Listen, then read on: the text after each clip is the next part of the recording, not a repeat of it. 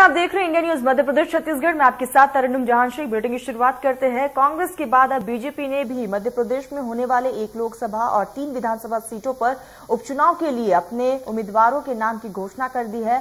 Khandwa Lok Sabha seat पर BJP ने पूर्व जिला पंचायत अध्यक्ष ज्ञानेश्वर पाटिल का दाव लगाया है, जबकि रेगांव विधानसभा सीट से प्रतिमा बागरी, जोवर से सुलोचना रावत और पृथ्वीपुर से शिशुपाल यादव को उम्मीदवार बनाया गया है। प्रदेश की 1 लोकसभा और 3 विधानसभा सीटों पर होने वाले उपचुनाव के लिए 8 अक्टूबर तक नामांकन दाखिल किया जाएगा और ऐसे में बीजेपी के प्रत्याशियों के नाम सामने आ चुके हैं। देर रात ये नाम फाइनल हुए हैं। हालांकि अभी इन नामों की औपचारिक घोषणा नहीं की गई है। बताते कि आज मुख्यमंत्री शिवराज सिंह चौहान और प्रदेश अध्यक्ष वी.डी. शर्मा दोपहर 1 बजे खंडवा में ज्ञानेश्वर पाटिल के नामांकन दाखिल के दौरान उनके साथ मौजूद रहेंगे। तो वही रण के लिए बीजेपी अब पूरी तरीके से तैयार हो चुकी है। उपचुनाव को लेकर बीजेपी ने भी अपने नामों का ऐलान कर दिया है। तो आपको बता दें कि खंडवा से बीजेपी ने ज्ञानेश्वर पाटिल को मैदान में उतारा है, तो वही जोबर से सुलोचना रावत को, रेगांव से प्रतिमा बागरी को, तो वही पृथ्वीपुर से शिशुपाल यादव को।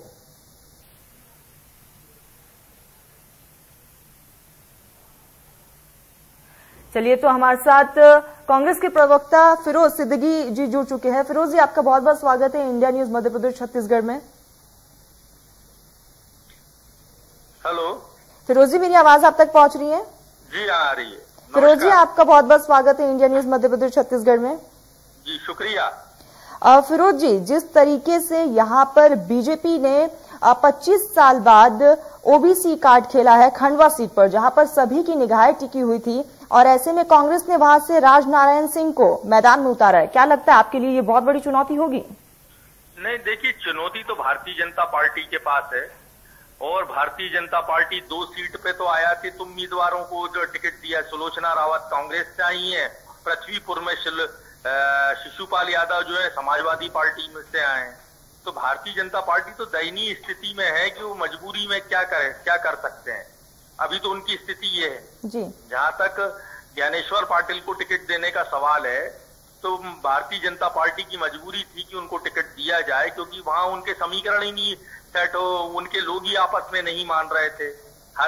नंदू भैया के जो पुत्र थे हर्ष, वो दावेदारी ठोक रहे थे, पूर्व मंत्री अर्चना चिटनिस दावेदारी ठोक रही थी, कृष्ण मुरारी मोगे जो थे पूर्व सांसद, वो दावेदारी कर रहे थे, फिर साथ में एक तोमर जी हैं, वो अपनी दावेदारी कर रहे थे। तो ये सारी दावेदारियां हो रही थी, इसलिए भारतीय जनता पार्टी को मजबूरन जो है ज्ञानेश्वर पाटिल को टिकट देना पड़ा। तो भारतीय जनता पार्टी को सोचना है कि उनको क्या करना है क्या नहीं करना। कांग्रेस ने अपने प्रत्याशी पहले से ही तय कर दिए थे, हमारे पास प्रत्याशी पूरे थे, हमने सूची जारी कर दी। अभी तो वर्तमान में तो हम लोग आगे हैं भारतीय जनता पार्टी से, आगे भारतीय जनता पार्टी देखे।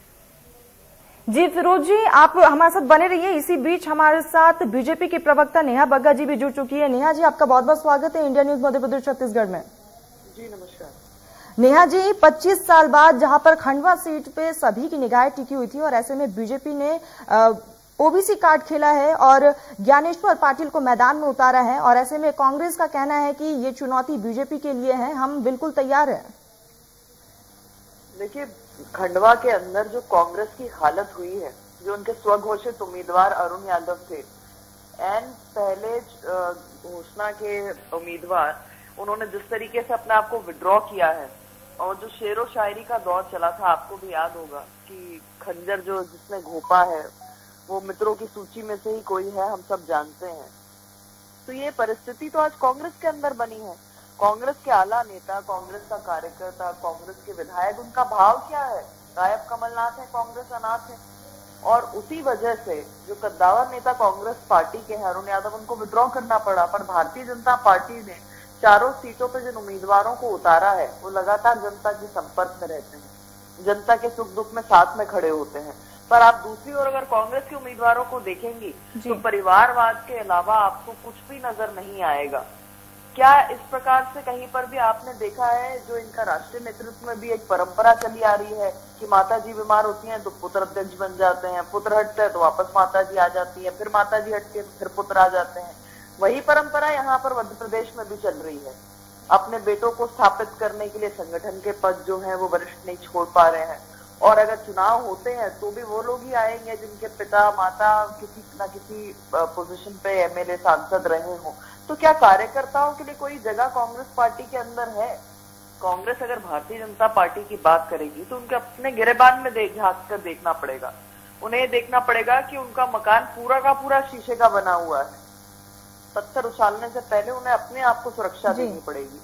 पर अंततः मैं सिर्फ ये कहना चाहूंगी कि भारतीय जनता पार्टी जिस ध्येय के साथ चलती है, अंत्योदय के जिस परिकल्पना के साथ चलती है, भारतीय जनता पार्टी ने उसी को देखते हुए उन लोगों को उतारने का काम किया है चुनाव के अंदर, जो सत्ता और संगठन के विचार और योजनाओं का समन्वय करके जनता के बीच में जा सके, जनता के साथ खड़े रहें और जनता की सेवा करें। और इसको देखते हुए मुझे पूर्ण विश्वास है कि चारों के चारों उम्मीदवार भारतीय जनता पार्टी के जीतेंगे और एक ऐतिहासिक बम्पर जीत होगी। जी नेहा जी, ऐसे में 25 साल बाद ही आखिर क्यों ओबीसी का यहाँ पर कार्ड खेला गया है और यहाँ पर ज्ञानेश्वर को मैदान में उतारा गया है? तो आपको नहीं लगता कि यहाँ पर राजनीति में बीजेपी को बहुत बड़ा फायदा होने जा रहा है? नहीं, देखिए, ओबीसी कार्ड अगर किसी के लिए है तो ये कांग्रेस पार्टी के लिए है। भारतीय जनता पार्टी सबका साथ, सबका विकास, सबके विश्वास की बात करती है। अगर आदिवासी सुलोचना रावत इनकी विचारों से, इनके कृत्यों से उदास होकर, हताश होकर भारतीय जनता पार्टी की विचारधारा को अपनाती हैं, तो एक आदिवासी महिलाओं को बिकाऊ कह देते हैं। इनके पास भाषा का जो चयन है वो करने के लिए एक सम्मानजनक शब्द नहीं होते। और अगर भारतीय जनता पार्टी उसी प्रकार से आदिवासी के साथ साथ ओबीसी प्रत्याशी उतारती है तो क्या ऐसा नहीं होना चाहिए? भारतीय जनता पार्टी ही वही है जिसने लगातार मुख्यमंत्री प्रदेश में ओबीसी के देने का काम किया है। और जिस तरीके का अपमान कांग्रेस पार्टी ने ओबीसी का किया है, जिस तरीके से विधेयक लाकर विधानसभा में झूठ कहा है और लोकसभा चुनाव से ऐन पहले ओबीसी वर्ग को बरगलाने का काम किया है, ये जनता के सामने है। जनता जानती है कि सबके साथ के लिए, सबके विकास के लिए कोई भी वर्ग हो, वो भारतीय जनता पार्टी उन्हें साथ कर अपने साथ में चलती है और उनके निर्माण के लिए, उनके कल्याण की योजनाएं लाती है और निरंतर उनके साथ खड़े रहती है। ठीक है नेहा जी, आप हमारे साथ बने रहिए। हमारे साथ फिरोज जी भी बने हुए, कांग्रेस के प्रवक्ता। फिरोज जी, नेहा जी ने सीधा आरोप लगाया कि कांग्रेस परिवारवाद की राजनीति करती है और बीजेपी हमेशा जनता के साथ खड़ी है। ऐसा नेहा जी को जरा जानकारी कम है। सुरेंद्र पटवा कौन है पता करिए इनको, इनके विश्वास सारंग कौन है पता करिए। उसके बाद वीरेंद्र सिंह सकलेचा जो मंत्री हैं वो कौन है पता करिए। और वो तो हर्ष जो है, हर्ष सिंह भी बच गए, टिकट तो उन्हीं को मिलता, लेकिन किसी वजह से वो वहां ज्यादा विरोध हो गया। ये आपसी खींचतान है जिसको ये ओबीसी कार्ड बता रहा है। 15 साल से ओबीसी का मुख्यमंत्री और 27% आरक्षण नहीं दे पाए। वो तो बेचारे कुछ कर ही नहीं पाए। जो काम कमलनाथ जी ने किया वो भारतीय जनता पार्टी क्यों नहीं कर पाई। और जहां तक है कि सुलोचना रावत जी, तो इनके पास इनके खुद के कैंडिडेट नहीं है भाई। ये लोगों के जो कांग्रेस के या दूसरे दलों के जो लीडर्स हैं, जो नेता हैं, जिनके पास अपना वोट है, उस व्यक्तिगत वोट को खरीदने के लिए इन्होंने जो है दूसरे लोगों को टिकट दिया है। ये क्या वजह है जो इनका देव दुर्लभ कार्यकर्ता और जो है सब इतना भारी संगठन और कैडर बेस पार्टी, तो ये एक नेता नहीं तैयार कर पाए। 50% जो सीटें हैं उस पे ये दूसरे दलों के लोगों को टिकट दे रहे हैं। इससे पहले 10, 12, 13, 14, 15 मंत्री जो हैं इनके यहाँ भारतीय जनता पार्टी में, वो दूसरे दलों के हैं। तो भारतीय जनता पार्टी कहाँ है? ये तो वो कबीला है, जो कबीला बेचारा जो वैचारिक कुशाभाऊ ठाकरे जी के जमाने का जो कार्यकर्ता था, उस कार्यकर्ता का गला घोंट के ये जो कबीला है, वीडी शर्मा का, फिर शिवराज सिंह जी का, फिर कैलाश विजयवर्गीय का, फिर नरेंद्र सिंह तोमर जी का, ये ऐसे जो इन लोगों के जो कबीला है, ये कबीला भारतीय जनता पार्टी पे कब्जा किए हुए है। और उस गरीब कार्यकर्ता का जिसने मेहनत की, उससे दरी उठवाते हैं, ये झंडे बंधवाते हैं, ये काम करते नहीं जनता के बीच में इनके नेता। इसलिए इनको दूसरे दलों के लोगों को खरीदना पड़ता है और खरीद के चुनाव लड़ाना पड़ता है। भारतीय जनता पार्टी का वहां क्या है? ये इनकी जो टिकट है, इनसे टिकट नहीं डिसाइड हो पाए। 50 बैठकें की, पूरे इनके राष्ट्रीय प्रभारी हर निर्वाचन क्षेत्र में गए, उसके बाद भी टिकट इनसे डिसाइड नहीं हुए। भारतीय जनता पार्टी को बहुत कुछ देखना है। जो ओबीसी कार्ड की बात कर रहे हैं, उस ओबीसी को ये आरक्षण नहीं दे पाए। पूछिए नया जी से, क्या ओबीसी को बेचारे को क्या स्कॉलरशिप मिल रही है आज की तारीख में? नहीं मिल रही। आदिवासी को स्कॉलरशिप मिल रही है? नहीं मिल रही। तो वो भारतीय जनता पार्टी है, ये इन्होंने किया क्या है जो लोगों के बीच में? बेचारे किसानों को इनके नेता रोंद रहे हैं गाड़ियों से। पहले के राजे महाराजे हाथियों से रोंदवाते थे, अंग्रेज घोड़ों से रोंदते थे गरीबों को। इनके नेता जो है गाड़ियों से रोंद रहे हैं, और मंत्री का इस्तीफा भी नहीं ले रहा है, मंत्री का बेटा गिरफ्तार भी नहीं हो रहा है, वीडियो आ चुके हैं। तो ये जो लोग इस तरीके से किसानों को रोंद रहे हैं, तो किसान भी देख रहे हैं कि ये सरकार हमारे साथ कैसा व्यवहार कर रही है। इसका नतीजा भारतीय जनता पार्टी को भुगतना पड़ेगा। अभी तो चुनाव शुरू हुए हैं, अभी इनके 2 आयातित उम्मीदवारों के तो खिलाफ ही लोग खड़े हो जाएंगे अभी पार्टी में। उसके बाद देखते हैं आगे की क्या स्थिति बनती है। ठीक फिरोज जी, हम नेहा जी से यहाँ पर जवाब लेंगे। नेहा जी, फिरोज जी का साफ कहना है कि आप लोग जनता के लिए अभी तक कुछ भी काम नहीं किए हैं, और ओबीसी आरक्षण की भी उन्होंने यहाँ पर मुद्दा उठाया है, जिसके साथ ही उन्होंने लखीमपुर खीरी पर भी मुद्दा उठाते हुए निशाना साधा है। देखिए, बहुत स्पष्ट है कि फिरोज जी और इनकी पार्टी का जो काम है वो राजनीतिक गिद्धों की तरह लाशों पर राजनीति करने का है। फिरोज जी, अगर आप कांग्रेस पार्टी आपकी इतनी ही किसान हितैषी है, आप नीमच की घटना भूल गए जिसमें दिग्विजय सिंह की सरकार ने किसानों पर गोलियां दाग दी थी। आप आदिवासियों की बात करते हैं, भूपेश बघेल पॉलिटिकल ड्रामा के लिए लखीमपुर खीरी में बैठे हुए हैं। आदिवासी नौजवानों पर गोली दागी गई है छत्तीसगढ़ के अंदर, ध्वज का अपमान हो रहा है, वहां पर जिस तरीके से दंगे भड़के हुए हैं छत्तीसगढ़ में, उस पर छत्तीसगढ़ के मुख्यमंत्री का कोई ध्यान नहीं है। वो राजनीतिक रोटी सेकने के लिए एक परिवार की गुलामी करते करते उत्तर प्रदेश पहुंच गए हैं। राजस्थान में किसानों पर इस प्रकार से लाठियां भांजी हैं सरकार द्वारा कि उनका हाथ पैर टूट गए हैं, लहूलुहान हो गए हैं किसान। कई बहुत सीरियस हालत में अस्पताल में एडमिट हैं, पर इन्हें वहां के किसान दिखाई नहीं देते। उत्तर प्रदेश में ये जिस घटना में जुडिशियल इंक्वायरी हो रही है रिटायर्ड जजेस के माध्यम से, उसमें ये अपनी जांच पहले सुना देते हैं।